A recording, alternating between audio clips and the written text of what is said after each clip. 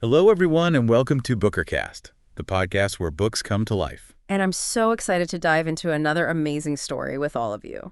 Whether you're a bookworm or just love a good story, this is the place for you.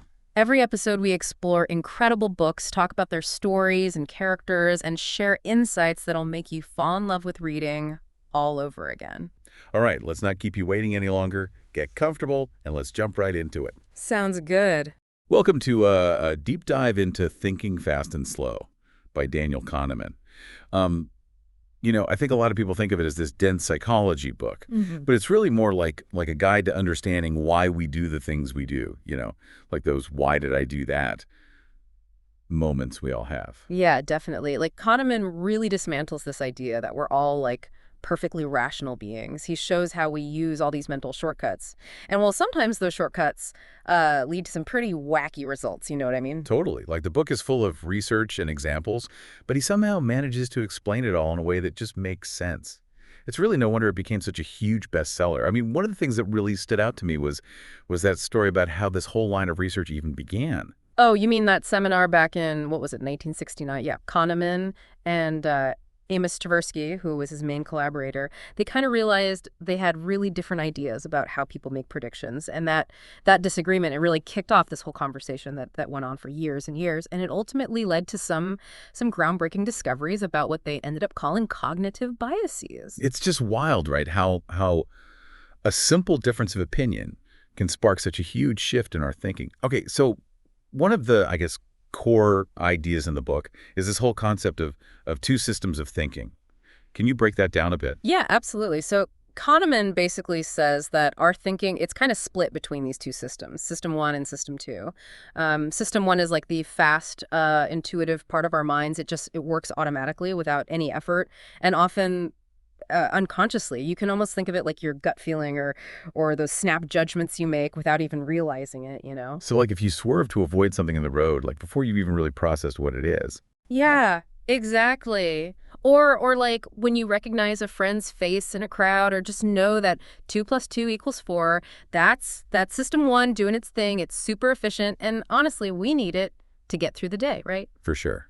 But it's not always right, though, right? Yeah. That's where system two comes in. Right, right. So system two, that's the slower, more deliberate part of our minds. It's the part that needs, effort, concentration. We use system two when we're trying to solve those really complex problems, make those tough decisions, or even just trying to control ourselves, not be totally impulsive. It's kind of like the voice of reason. It's the one that's like, wait a minute, let's think this through. So system two is the one responsible for planning a vacation, choosing a retirement plan, or maybe even trying to parallel park. Yeah. Those activities where you really have to slow down and really think it through. Yeah, exactly. And it's important to remember that these two systems, they don't just work separately, They're constantly interacting and kind of influencing each other. It's kind of like a mental tug of war at times, right? You get that initial gut feeling from system one, and then system two has to come in to either overrule it or at least double check it. That's a good way to put it. So system one, it's always churning out these impressions and feelings that honestly system two often just accepts without question. But then sometimes those impressions are just wrong, or they lead to these biased judgments, and then system two has got to step in and take control. And that's where these fascinating and sometimes frustrating cognitive biases come in, right? This whole interplay between the two systems. You got it. Kahneman, he spends a big chunk of the book explaining these biases and how they really affect our decisions, often without us even knowing it. He uses this great analogy with visual illusions to describe how these biases work. Oh, I remember that. Like the Miller-Lire illusion with those lines that look like they're different lengths, even though they're actually the same. That's it. So, just like our eyes can be tricked by those visual illusions, our minds can be tricked by these cognitive illusions, And Kahneman says that these biases are like these mental shortcuts, but they can, sometimes lead us down the wrong path. Okay, I'm starting to see how understanding these biases could be really valuable. But I'm also wondering, how do we even catch ourselves when we're falling for these mental tricks? That's the big question, right? And honestly, there's no easy answer. But I think even just being aware of these biases, that's a huge first step. Lets us kind of pause, question our intuitions, and maybe even consider some different perspectives. So it's all about being more mindful of our thinking, especially in those moments where making those really important decisions. Precisely. Kahneman doesn't say we can just eliminate these biases completely because, well, we're human, but he does give us the tools to understand how our minds work so we can at least try to make more informed and rational choices. It's almost like he's giving us this user manual for our brains. I like that. And the better you understand how your brain works, the better you can use it, right? Absolutely. It's kind of mind-blowing to think that even experts like doctors or financial analysts, they can fall for these biases. Oh, for sure. Kahneman gives tons of examples in the book of how even those highly trained professionals, they can make these systematic mistakes in judgment just because of these biases. Okay, so we've talked about system one, system two, and how they work together to create these cognitive biases. Um, but I'm really curious to get into some specific examples. Where do we even begin? I mean, there's just so much in this book. Right. Well, how about we start with one of Kahneman's, I guess, most famous experiments. It's called the invisible gorilla study, and it really shows how our limited attention can just make us totally blind to unexpected things, even when they're right there in front of us. Oh yeah, that one's a classic. Do you want to set the scene for our listeners? Sure. So imagine this.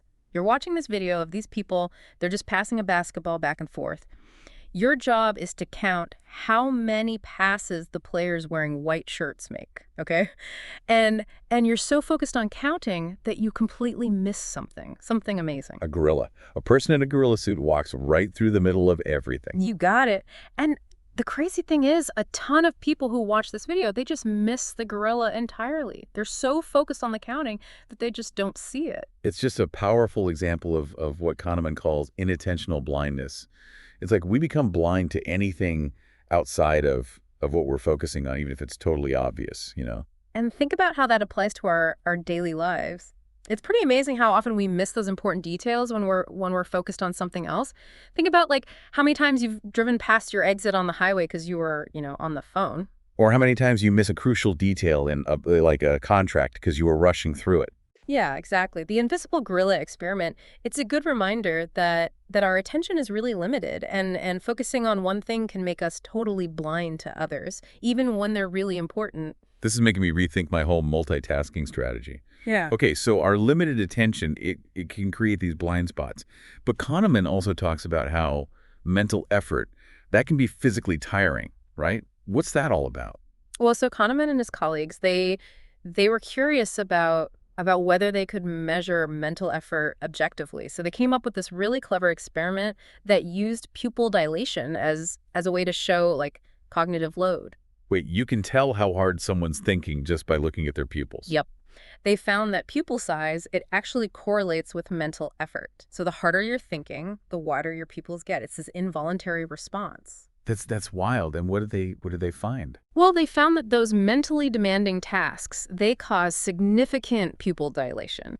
And not only that, but when people are doing those mentally strenuous tasks, their pupils, they stay dilated even after the task is over. So it's like our brains need like recovery time after intense mental exertion. Exactly. And this led Kahneman to this idea of ego depletion, which basically says that things like mental effort, self-control, resisting temptation, it all kind of draws from this shared pool of mental energy. So when we're mentally drained, we're more likely to make impulsive choices and fall for those cognitive biases that we were talking about. Exactly. Think about how much harder it is to resist that extra slice of cake or not snap at someone after you've had a long, stressful day. That's ego depletion at work. Oh, that is so relatable. It's like that feeling when you've been working on some big project all day and by the evening you can barely form a sentence. It's not just about willpower or self-discipline, It's about understanding that our mental resources are limited. And when we push ourselves too hard, all those cognitive functions, they can suffer. This is a good reminder to prioritize rest and recharge. Okay, we talk about inattentional blindness and ego depletion. What other cool mental quirks does Kahneman talk about? Well, let's talk about priming. It's this concept that's kind of intriguing and a little creepy, honestly. Okay, I'm already intrigued. Tell me more.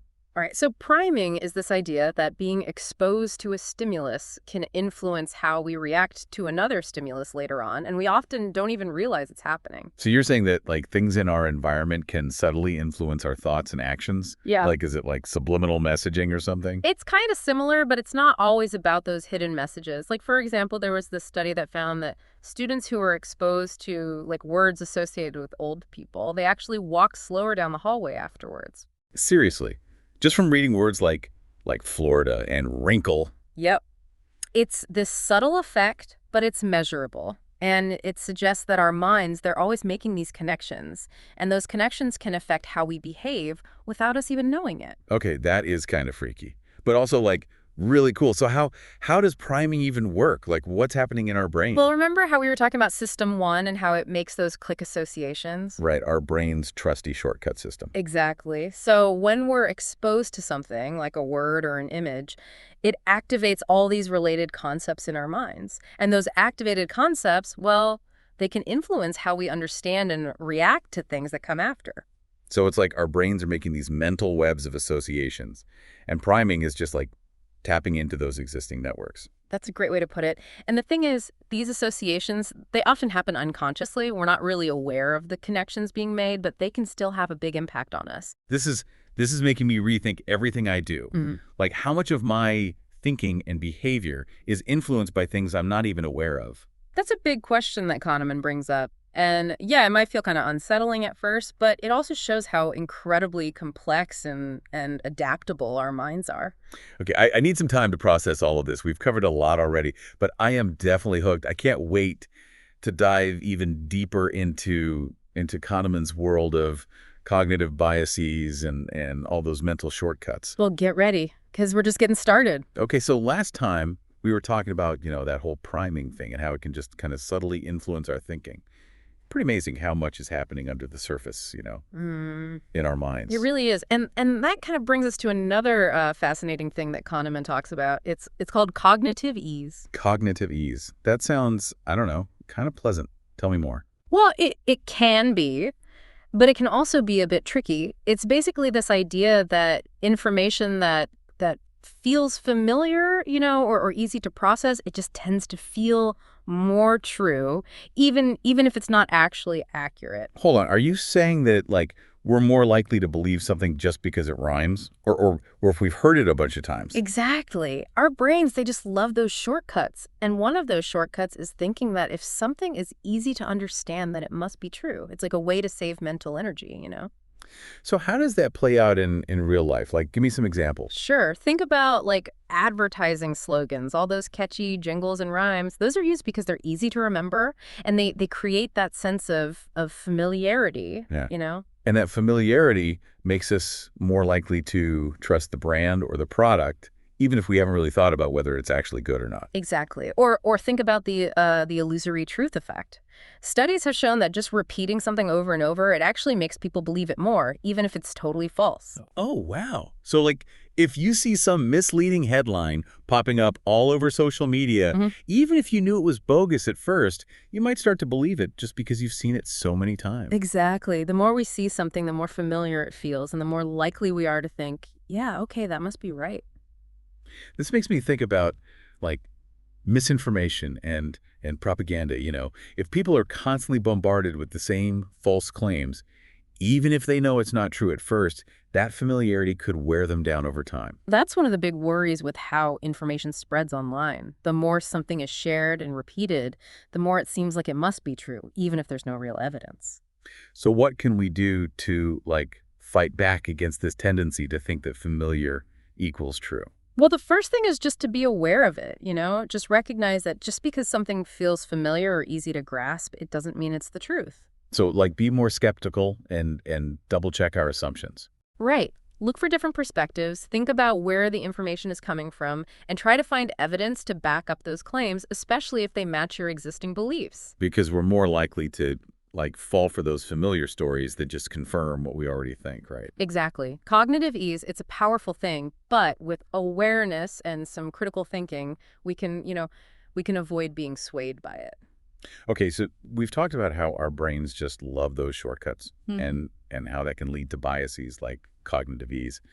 Kahneman also talks a lot about heuristics, which are another type of mental shortcut, right? They are. Heuristics, they're like these rules of thumb that let us make quick judgments and decisions when we don't have all the information. And they're often based on our past experiences, our gut feelings, and yeah, even stereotypes. So they're like System 1's go-to tools for solving problems fast. Exactly. And you know what? A lot of times they work surprisingly well. They help us deal with those complicated situations without getting stuck like overthinking everything. But, like with all shortcuts, they can lead us in the wrong direction sometimes. Oh yeah, absolutely.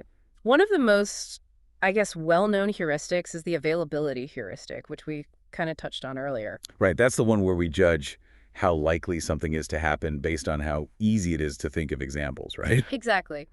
If we can easily think of times when something happened, we tend to think it happens more often than it actually does. Like if you've just read a bunch of news stories about shark attacks, you might start thinking you're way more likely to get attacked by a shark, even though it's statistically really rare. Perfect example. Or think about how people are often more scared of flying than driving, even though driving is statistically way more dangerous. Yeah, I guess plane crashes are just so dramatic and memorable that they stick in our minds more easily. Exactly. That availability heuristic, it shows how our judgments can be like warped by how vivid and emotional the information is rather than the actual probability of it happening. Okay, so the availability heuristic is about how easy it is to recall those examples. What other heuristics should we watch out for? Well, there's the representativeness heuristic. This one's all about how we judge probabilities based on how well something matches our stereotypes or how we think things should be. Okay, I'm not sure I'm following. Can you give me an example? Sure. Imagine you're told about this guy named Steve. He's described as shy, withdrawn, helpful, but not really interested in people or the real world.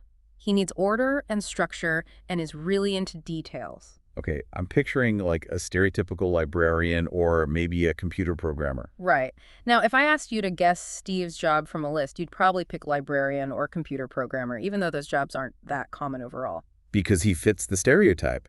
Even if statistically it's more likely he has a more common job, like, I don't know, a teacher or a salesperson. That's it. The representativeness heuristic, it makes us ignore that base rate information, like how common something actually is, and instead focus on how well it matches our preconceived ideas. So we get caught up in the story and we kind of miss this statistical reality.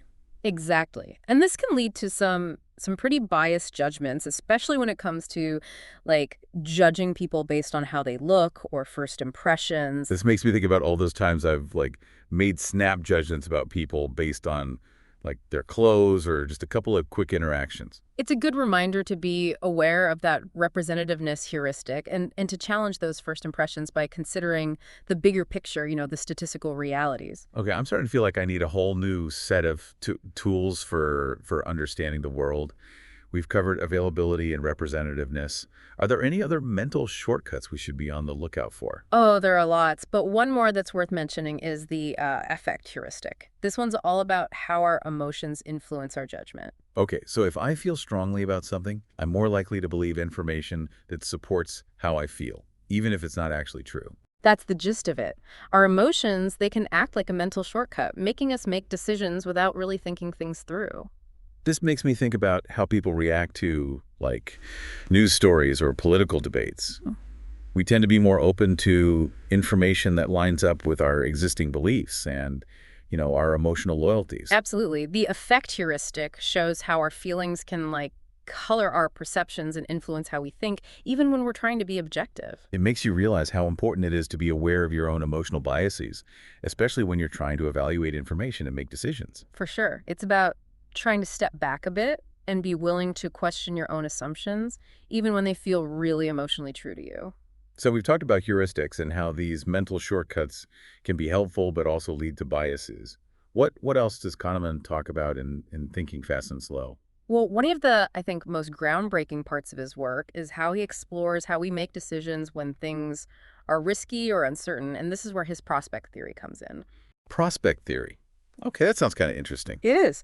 Kahneman and Amos Tversky, they developed this theory to explain why people often make irrational choices when it comes to things like investing, gambling, or even medical decisions. So we're not as rational as we like to think we are, even when it comes to risk and reward. Nope, not always.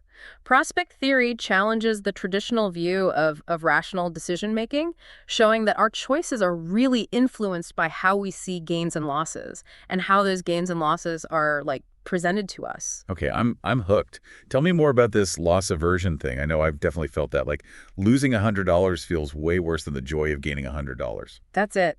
Loss aversion is a key part of prospect theory. It means that we feel the pain of losing something a lot more strongly than the pleasure of gaining the same amount.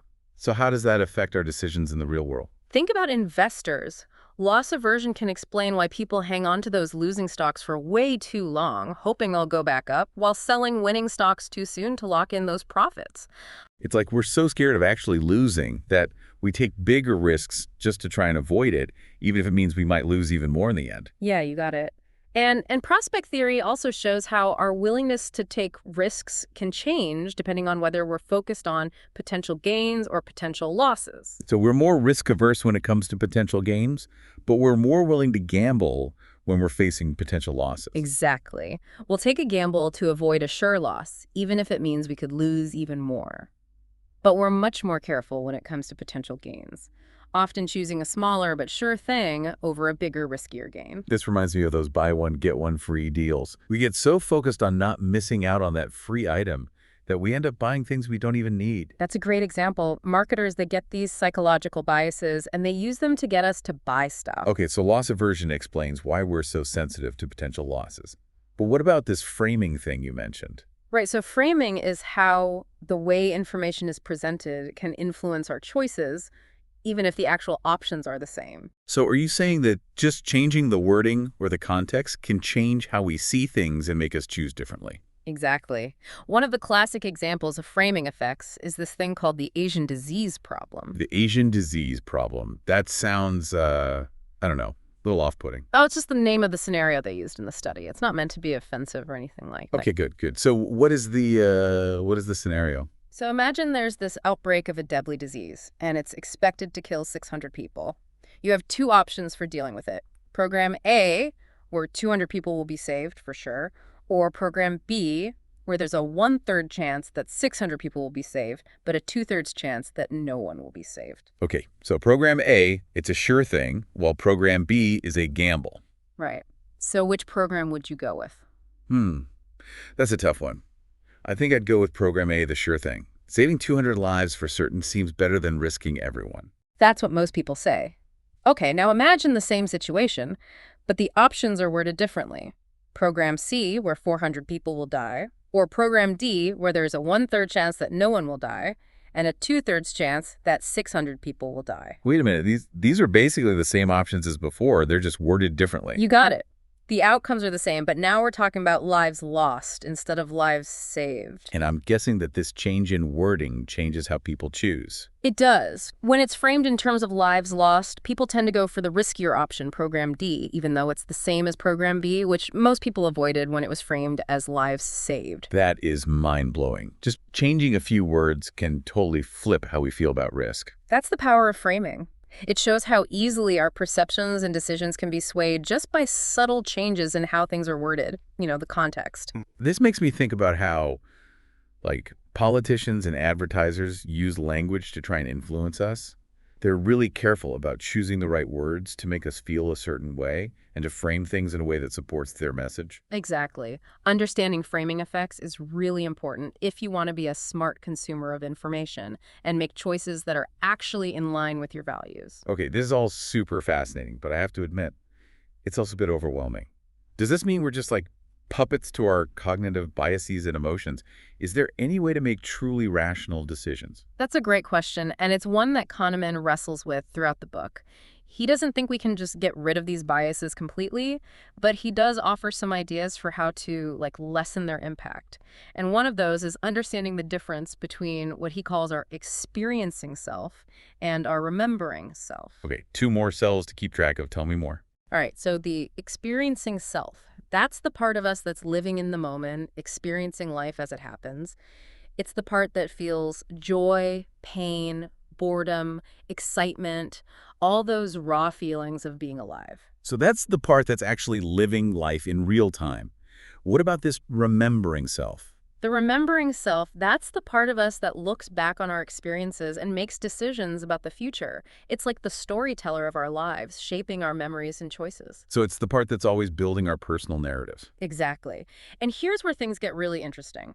Kahneman says that the remembering self, it tends to focus on the most intense parts of an experience and how it ends, rather than how long it lasted or how much we enjoyed it overall. Wait, so you mean we remember the most intense moments in the very end more clearly than the rest? Right. It's called the peak end rule, and it can really affect how we judge our experiences and make decisions going forward. Can you give me an example? Okay, imagine you're on vacation. You have this week-long trip, and most of it is pretty good.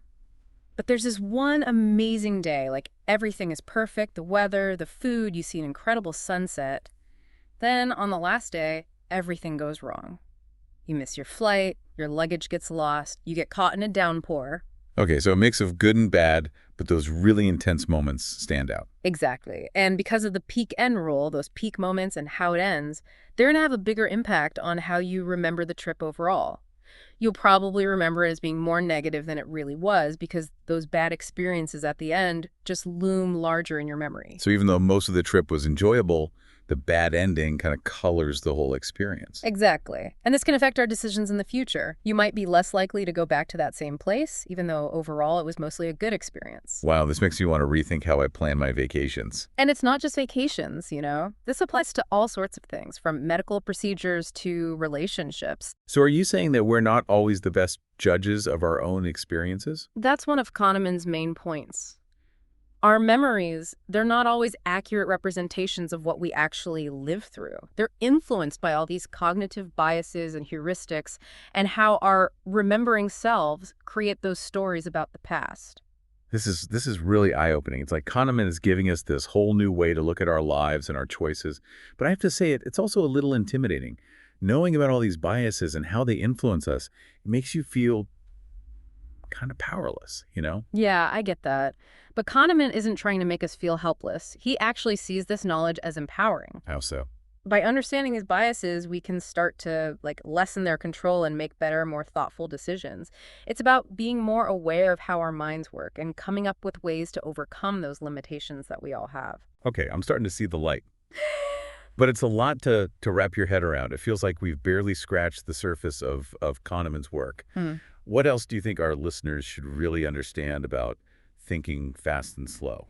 Well, one thing we haven't really talked about is Kahneman's partnership with Amos Tversky. Their collaboration was really something special, and it had a huge impact on the whole field of psychology. That's right. I'm really curious to hear more about their work together and how it shaped Kahneman's ideas. Let's dive into that next time. Okay, so last time we were talking about how our memories, well, they're not always the most reliable, and how the way we frame things can really mess with our choices. But I'm still really curious about this Amos Tversky guy. You said their partnership was like super important to Kahneman's work. Oh, it was huge, not just for Kahneman, but for the whole field of psychology. Their collaboration it's one of those legendary pairings, like Marie and Pierre Curie, or Watson and Crick. Wow, that's some serious company. What made their partnership so special? Well, they just had this incredible intellectual synergy. They both had these brilliant minds, this shared passion for understanding, human behavior, and they weren't afraid to challenge the accepted wisdom. But they also had really different personalities, different ways of approaching things, and that created this dynamic tension that really fueled their work. So it wasn't just like, a mutual admiration society. They actually like pushed each other. Oh, yeah, absolutely. They had these intense debates, argued about their findings, constantly challenged each other's assumptions. People who knew them said their conversations were like intellectual fireworks. That sounds both like amazing and exhausting all at the same time. Clearly it was productive. Oh, incredibly so. They published so many papers together, including that landmark article on prospect theory, the one that really shook up traditional economics. And all their work together, it earned Kahneman the Nobel Prize in economics back in 2002. It's amazing how two minds working together can really change our whole understanding of something. But it sounds like it wasn't just about the research for them, right? They were actually friends too. Yeah, a deep friendship. They shared this love of ideas, this playful sense of humor, and this real respect for each other's intelligence.